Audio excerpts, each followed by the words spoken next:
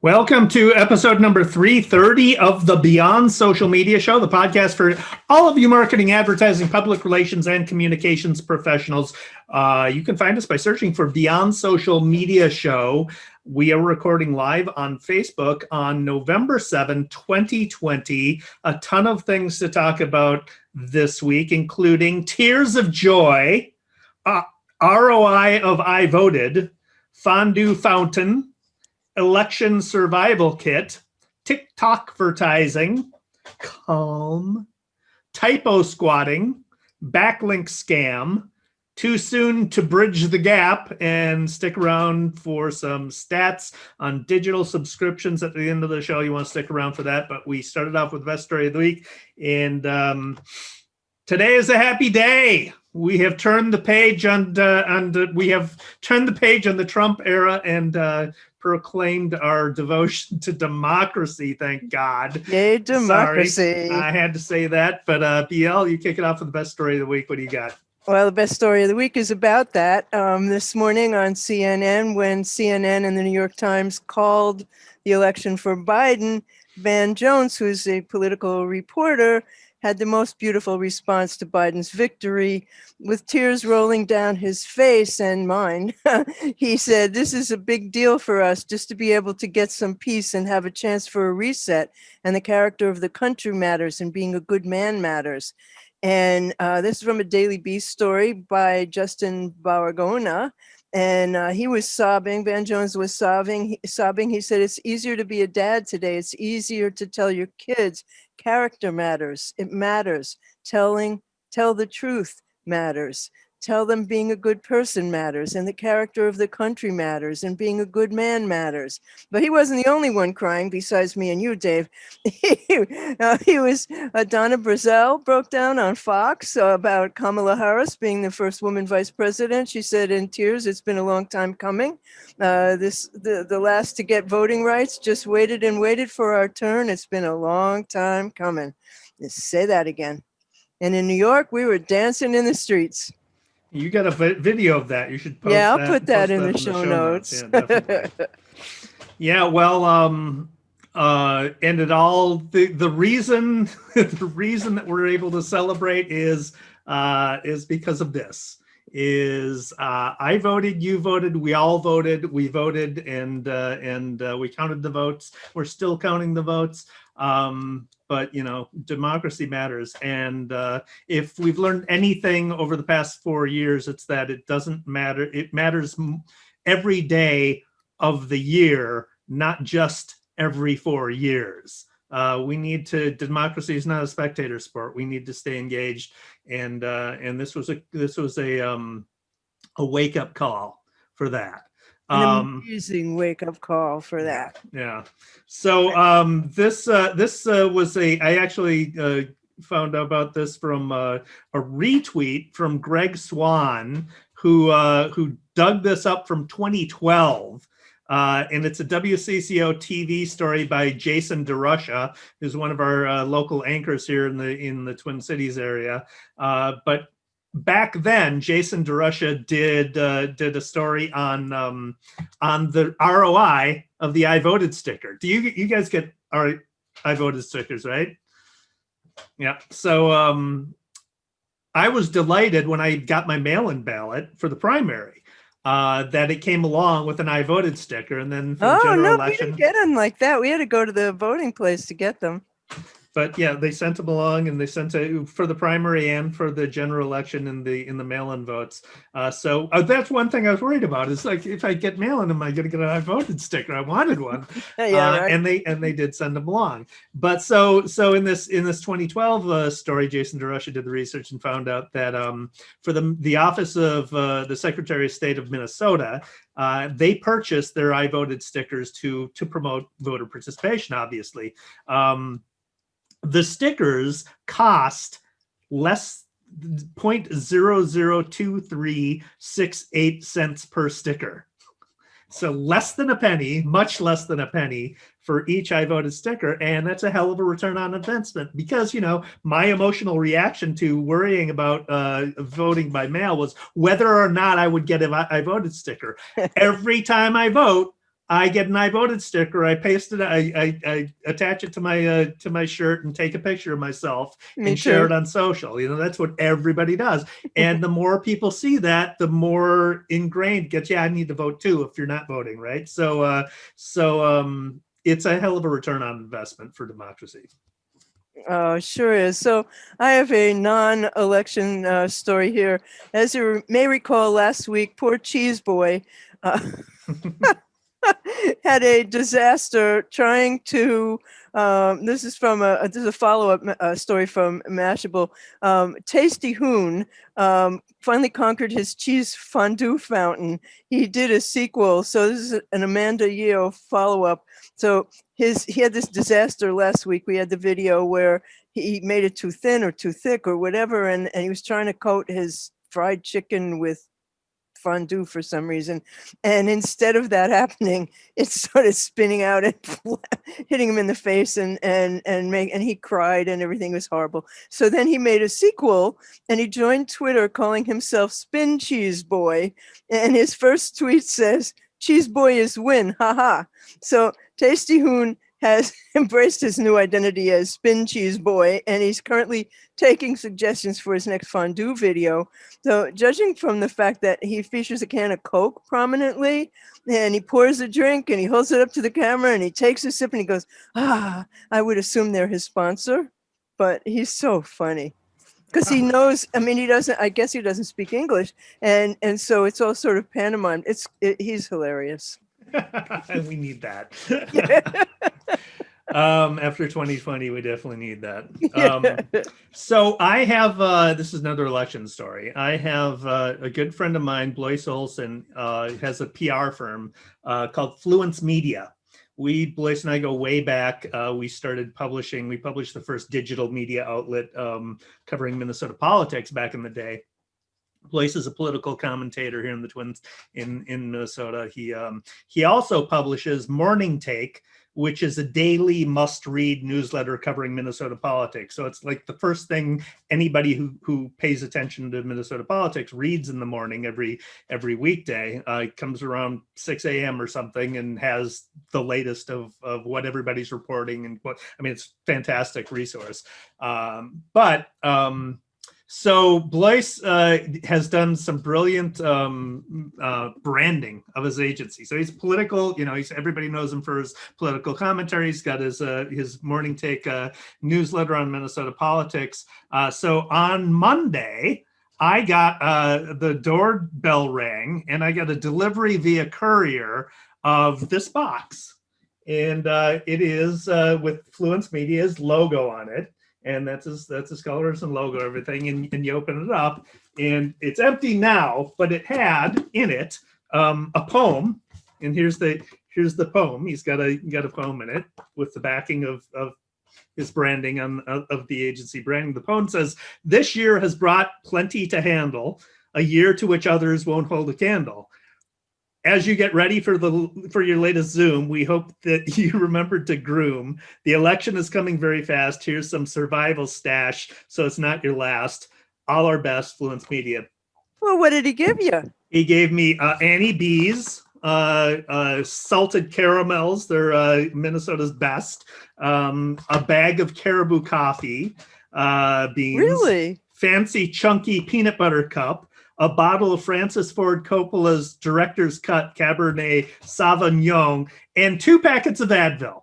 So how many people did he send that to? I don't know how many sent it Wow. to, but it was for election night. So Monday I got it. Tuesday's election night, and you have your bottle of wine, you got your coffee for the morning, get your headache, your Advil for the headache afterwards. So it's just very good branding and just clever because you don't get that. We're all virtual now, so you don't have the tactile, the actual packaging, and that's an agency doesn't have a product, right?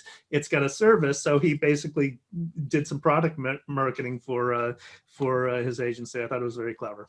Well, when I ran my PR firm, we used to always send gifts to editors, and there were always something about the clients. That was back in the day when you could go into a newsroom and give something to somebody.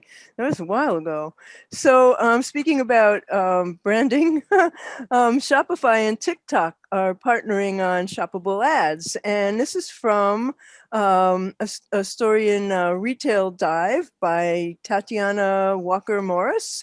And Shopify announced on Tuesday that its new channel on TikTok is a collaboration with TikTok to create new commerce features. They're going to roll them out over the next few months. And the cool part about it is that it's going to help Shopify's over 1 million merchants to tap into the international reach on TikTok. And it lets sellers connect TikTok for business account and feature in-feed shoppable video ads with Shopify. So the TikTok channel is available in the US right now, but in North American countries as well as Europe and Asia, they'll be able to access it in early 2021. And the two companies also created a co-branded hashtag Shop Black, to showcase Black-owned businesses, and it will highlight products from more than 40 Shopify sellers. And Shopify created a directory of Black-owned businesses, and they're not the only ones who have been experimenting with shoppable content. Verishop, LGTV, Instagram, Poshmark, and Google have all rolled out shoppable content features. And that's something we've been talking about forever, that this was going to happen. And, we've seen experiments with it here and there, but not on this scale. And so this is a really cool development. It is definitely. It's been a long time coming, and there's been a lot of failures for people to learn by. Yeah. So we'll see how this one rolls out. And do you remember back in the early Google Plus days that Toyota did a thing where you and your friends could go into a hangout and you could test drive a car and you could choose the features and you could buy the car? It was so clever. See, I always thought. Remember when Apple was going to have a basically an advertising app that would be built into the iPhones, and I was all like excited about that, because with the accelerometer of the iPhones, you could have a automobile, basically test drive an automobile from your iPhone. Right? Yeah. What happened to that? Never happened. Lots of great ideas. The execution it's all in the execution, though. And here's some excellent execution. This is fantastic. I came across this from, I saw it during election night, but David Pierce, who's the editor at large of Protocol, tweeted a screenshot of it. The Calm app sponsored the election alerts on CNN during the election coverage. The meditation app? Yeah, the meditation app. Oh, yeah. So they had a little Calm logo next to the cryon at the bottom of the screen for election alerts, and it was just Calm. And then they were running like 15-second or 30-second ads of their ads with just the rain falling. And that's all it is. Do nothing for 15 seconds. Yeah, I love those. So that was brilliant to do during election coverage, because nobody's calm. They racked up. This is according to Ad Age's Kevin Brown, Bradley Johnson, and Catherine Wolf. They racked up 66 million TV ad impressions. So there's a campaign not just on election night, but from October 31 to November 3rd. 66 million TV ad impressions. Just 11 million of them came on election day. Over the last 30 days, they've run up 241.7 million TV ad impressions, with an estimated media value of $1.4 million per eye spot.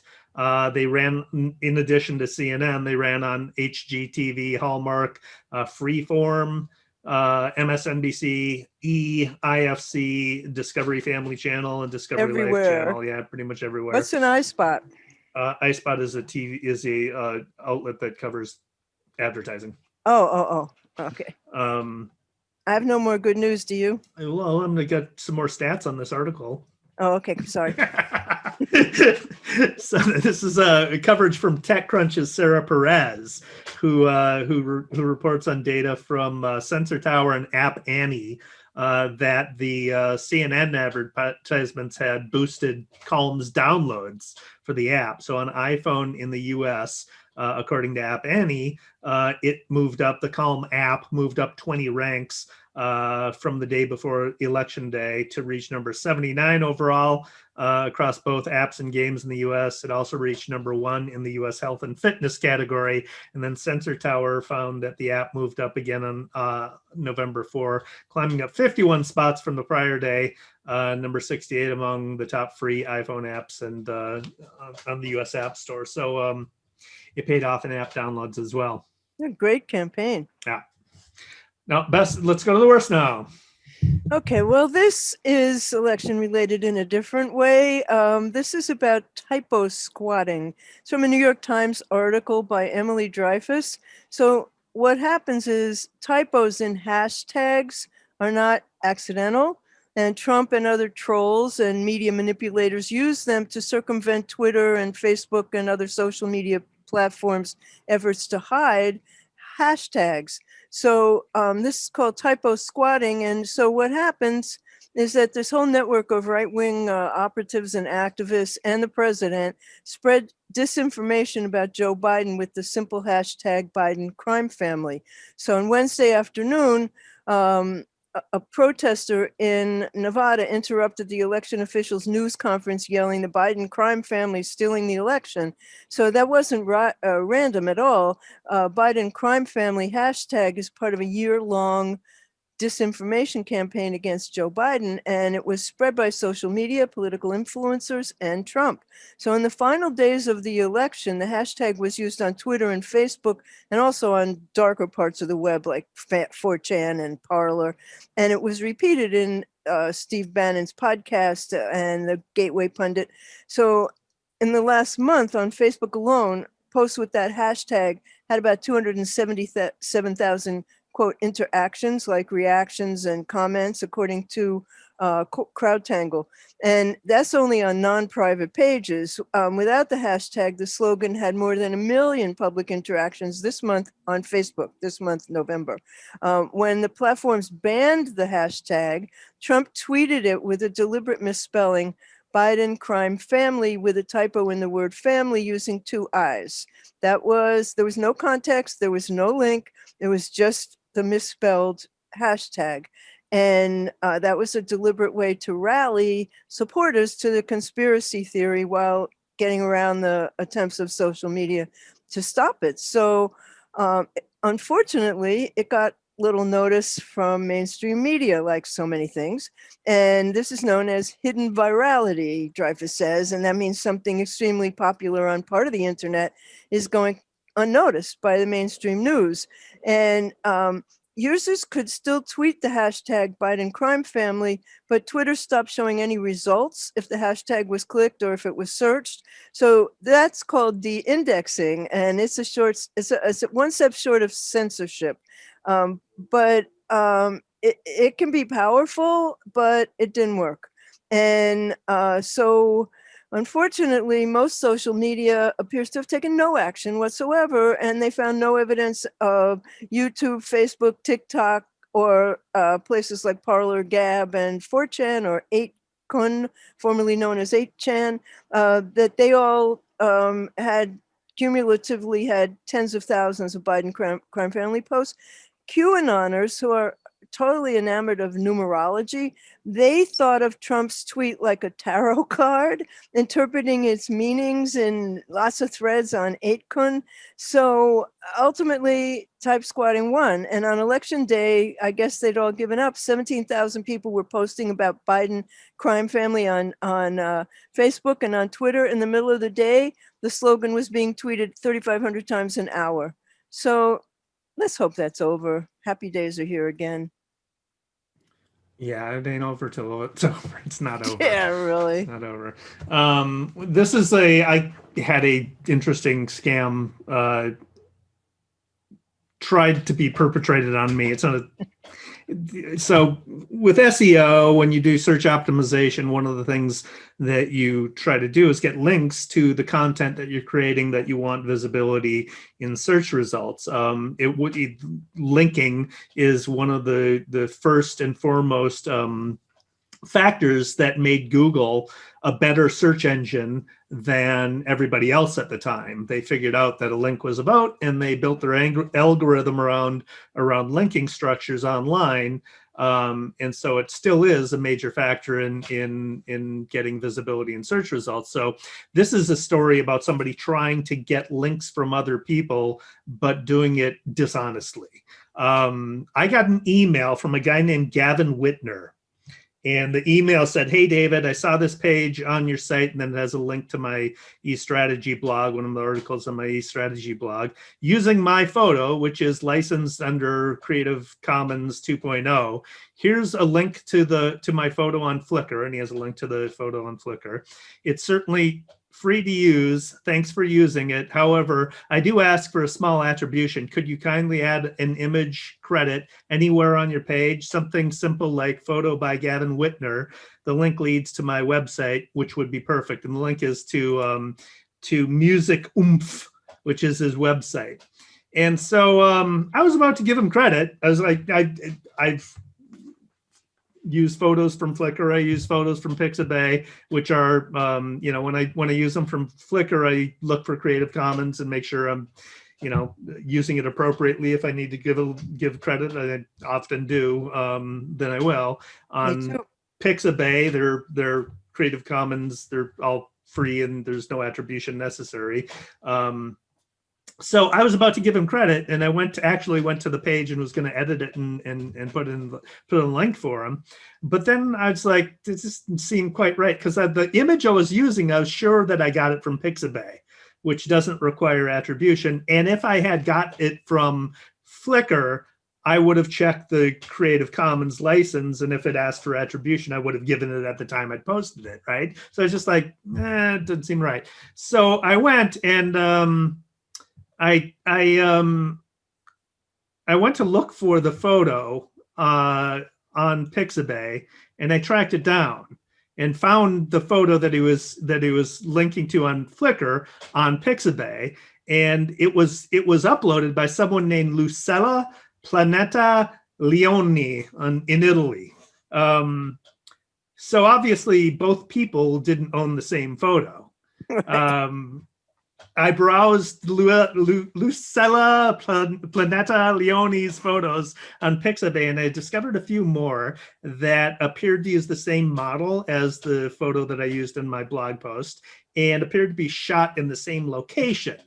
So that gave me another indication that this guy probably does not own the photo. Lucella Planeta Leoni owns the photo, right? So then I went to his Flickr account and browsed Gavin Whitner's photos and discovered another photo that I had used before in a different project, for a client, but not on my website, on Pixabay, on his Flickr account.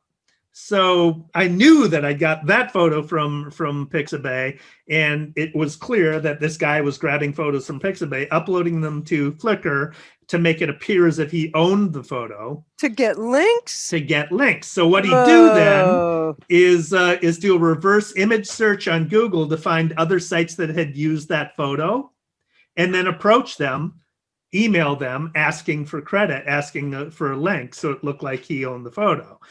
So finally, I searched Gavin Whitner's name and found a blog post by Justin Brady that has nearly he wrote a blog post about this scam that he got an email from Gavin Whitner, which used nearly the same verbatim language as the email that I got.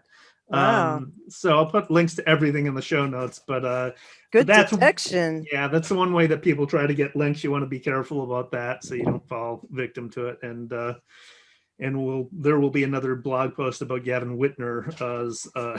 I'm sure there will. But I frequently get emails asking me to put a backlink into a post from like 2007.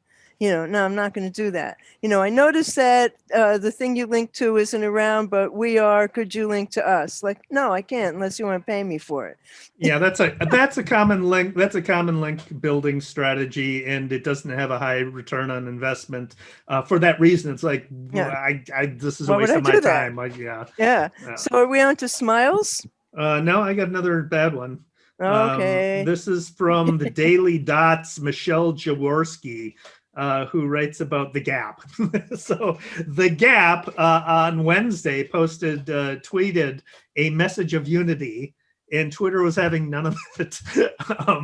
There was a backlash from divided political Twitter, and forced the Gap to delete the tweet. The tweet featured an animated GIF of a zipper hoodie, which was half blue and half red, and I was saw zipping that. up, and Yeah. and it included the caption, "The one thing we know." This is oddly punctuated. "The odd thing we know, comma, is that together, comma, we can move forward." Which, yeah, nobody was ready for that. Too soon. Very weird grammar. All right, on to smiles. We need some smiles. I've been smiling all day. Google Arts and Culture had celebrating the 20th anniversary of the International Space Center, and so there's a puzzle game, and you go and you take these pictures. You can play it by yourself or in a team, and you can click on a picture of astronauts doing various things or of spaceships. And when you click on the picture, you get a puzzle that you can put together with your mouse. And there's, I don't know, 50 of them. I mean, and there are all these wonderful, we love space, and there's all these wonderful pictures. So that's really a fun thing. You got smiles? I know. I'm just smiling today. That's it. Well, this one's sort of interesting because it comes from MIT of all places, but it's Women of Science tarot cards from them. And it's a tarot deck that features inspirational women of science on the minor arcana cards, and they tell you what those are, and a guidebook and scientific biographies and lots of other information.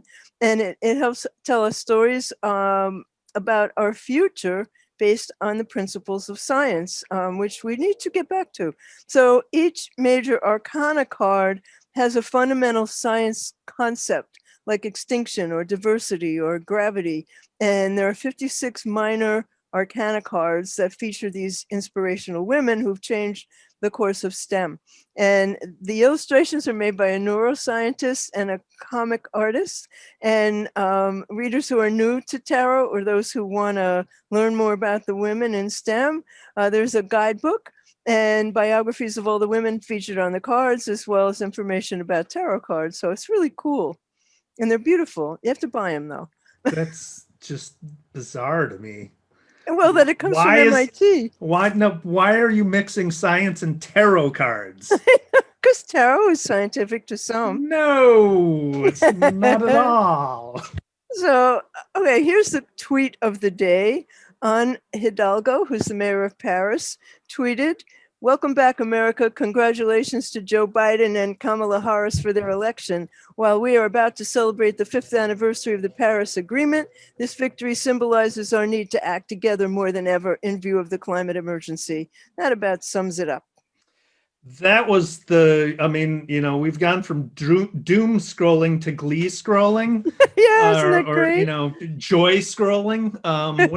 One of the best things for me was seeing all the congratulations come in from our allies, the people that we used to be friends with. Yeah. For giving My us. friends in Europe sent me a text saying, "Congratulations, you did it." No, I didn't do it. We all did it, but America's back. So, shiny new stuff? Yeah, what do you got? Well, this is interesting. This is called Ink for All, and it's going to be paid, but it's free for now. So it's a list of writing tools, and it's a AI-powered SEO scoring that measures your content's rank potential and semantic quality relative to the highest ranking articles on Google. It scans the web for top ranking articles based on your key phrase. It does real-time scoring of your content and lets you see your progress based on what's ranking highest now. and the algorithm stays constantly up to date somehow with Google, so you don't have to. And it's got a customized word count goal based on your key phrase, guidance on hyperlinking, and the reading level of your article, which is of course important. And it'll tell you where and when to add your chosen key phrase, and it gives you guidance on images, on alt text, on auto image optimization, on storage. It's cool. It has a meta title and meta description guidance and easy importing to WordPress. So it's free for now. I'm sure it'll be costly later, but wow, it's cool.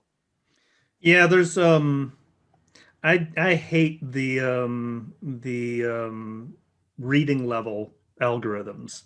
I just hate them. I mean, I am a huge fan of Hemingway because his writing is simple and it's short declarative sentences, and but it's literary. I can't stand these articles that basically tell me to dumb down my language. Yeah, really. I find the more it's not dumbed down, the more it's read anyway.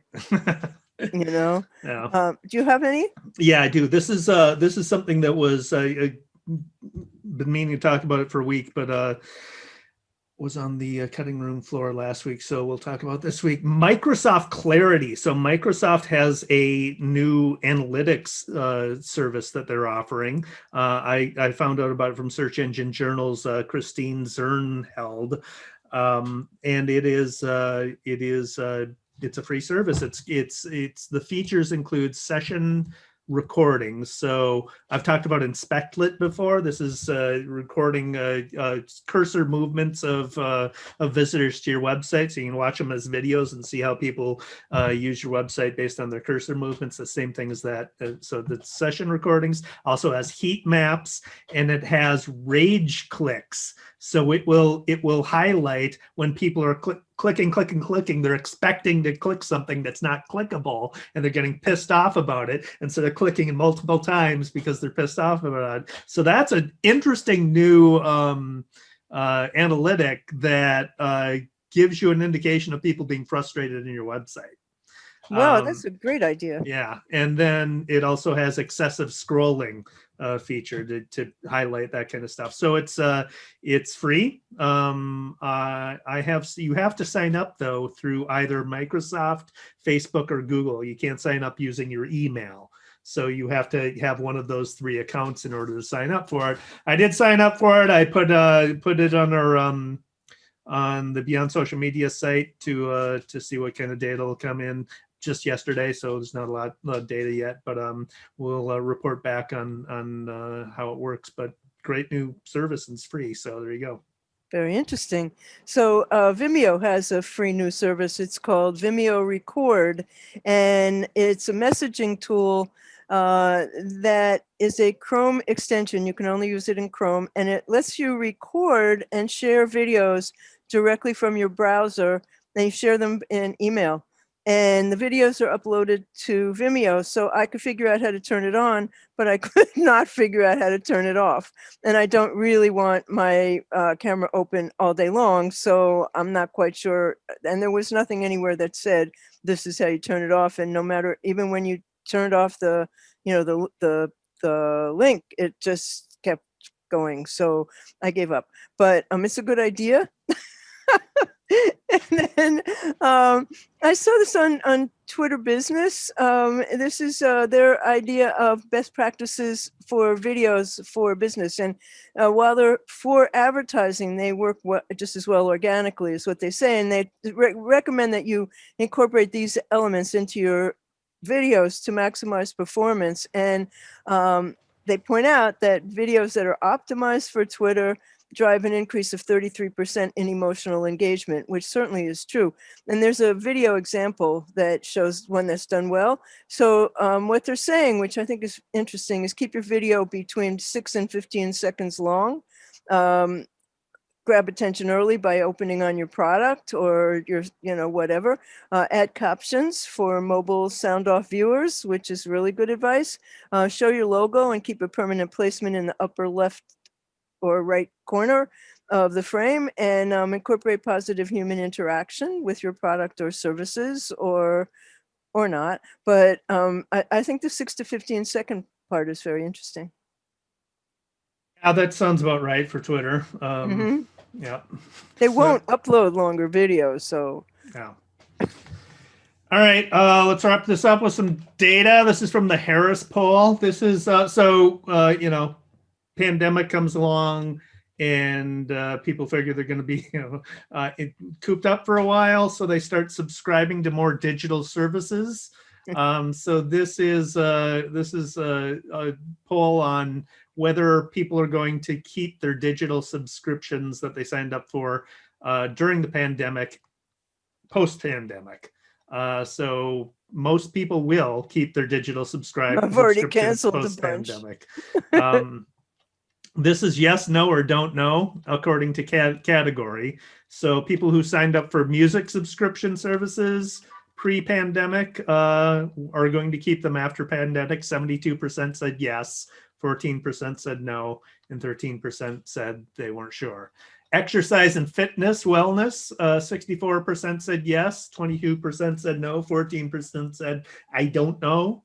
News, 58% said yes, 34% said no, and 8% said they didn't know. And then online learning, 54% said yes, 32% said no, and 14% said I don't know. I think I'm a yes in all of these, except I didn't do a exercise. I shouldn't admit this. I didn't do an exercise fitness one. Well, I already canceled some. I did 3-month free things, and then I did a couple that I paid for, and I wasn't looking at them often enough to keep paying for them. And if you start to add up all the stuff you've subscribed to, it's formidable. Yep. That brings us to the end of episode 330. Yes, Well, okay, then thanks for watching episode 330 of our Beyond Social Media show, which we brought you every week since 2013. You want to find us, you just search Beyond Social Media show, and you'll find links to everything we talked about today at beyondsocialmediashow.com/330. And I'm here with David Erickson, who's on Twitter as D. Erickson, on Instagram as DE Erickson, on YouTube as eStrategy, and he blogs at e-strategyblog.com, which is really terrific, and you should subscribe to it. I'm BL Achman. I'm What's Next on Twitter. My blog is What's Next Blog. My YouTube is What's Next Blog. I have a website at blachman.com, and I have Lucy the Rescue Puppy on Instagram. The show, Beyond Social Media Show, is at beyondsocialmediashow.com, and on Twitter we're at BS Media Show, and we hope that you will listen and subscribe to the podcast. We're everywhere that you get your podcasts, we're there, and we'll be back next week, same time, same bat channel. Thanks for watching.